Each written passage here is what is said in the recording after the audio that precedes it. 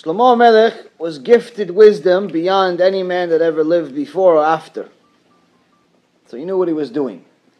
He was also very rich. He was also married to 1,000 women. And he gave us a little bit of insight.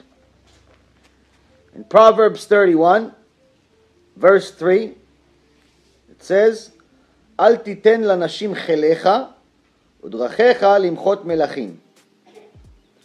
Give not your strength to women, and let your conduct not destroy the protocol of kings. Here Chazal explained to us, he says, do not give your strength to women. What's your strength? What's your koach? Or chelecha. Your koach is your seed. The entire strength of a man is from his sperm. This is why also the athletes like to inject testosterone into their body, so they can become stronger. Or when you have a ill patient that's suffering some serious disease, sometimes they'll put steroids in them.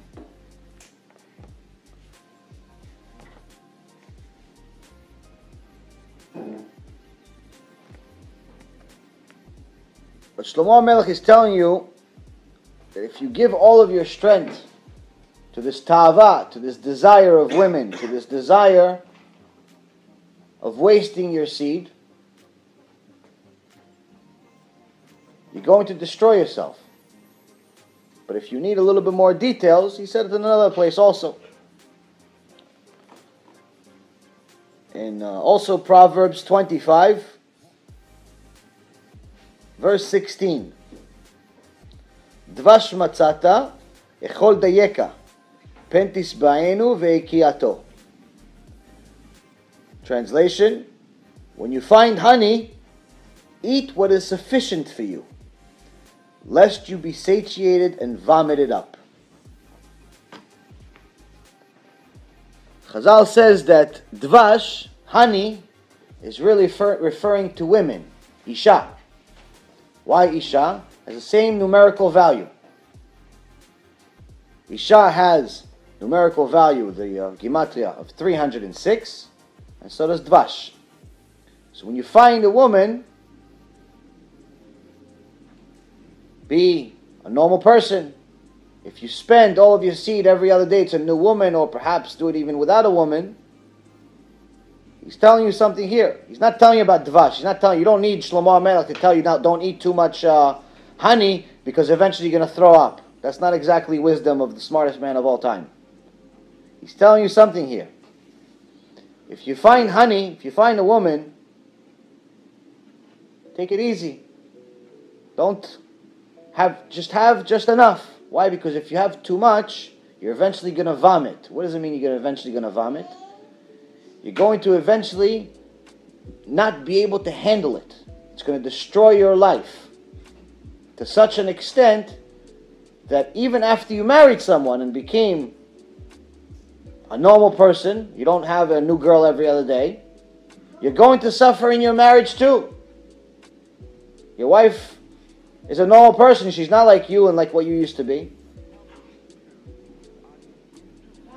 You have to be able to control yourself.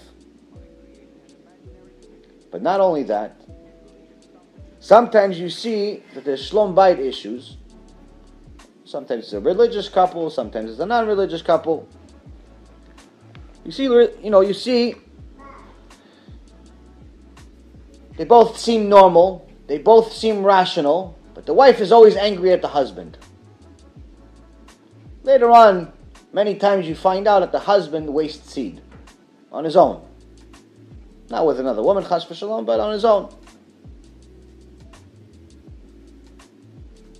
Why is the wife angry? Because even though she herself doesn't know, her neshama does know. Her neshama does know that he's giving his seed to another woman, specifically the Satan's wife. Neshama is not very happy with you. It's the problem.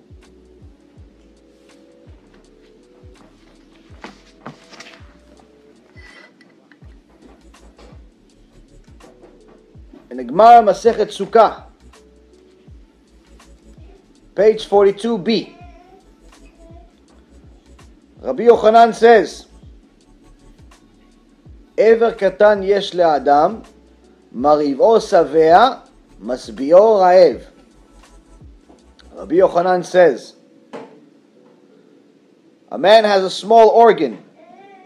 The one that starves it is satiated, meaning he's full. And the one that feeds it stays hungry. It's supposed to be the opposite. If you feed it, it's supposed to be satiated, full. If you starve it, it's supposed to be hungry. Chazal says no. Someone says, no, listen, I'm not going to be like I used to be when I was a teenager, doing it 3 times a day, 5 times a day. No, just once in a while. I'll do it once a week. Chazal says it's impossible. A man has a small organ. If he feeds it, meaning he wastes seed, it'll never be full. If he starves it, it'll be full. Meaning, you won't need to. He won't feel the desire anymore eventually. Eventually, when he stops, after the Yetzer Hara gets weaker and weaker, you won't have the desire anymore. Obviously with his wife, but as far as wasting it and making the toilet another wife, it's not going to happen anymore. This is what Chazal tells you. So much so that they had to repeat it again in Masechet Sanhedrin. So the same thing again. Ever katan yesh la'adam, marivo savea masbi'o ra'ev. Man has a small organ. The one that starves it is satiated. The ones that feed it is hungry forever. So why would they repeat it? What, the Gemara has nothing else to do with their life? No. In Masechet Sanhedrin, page 104a, Chazal says it's halacha,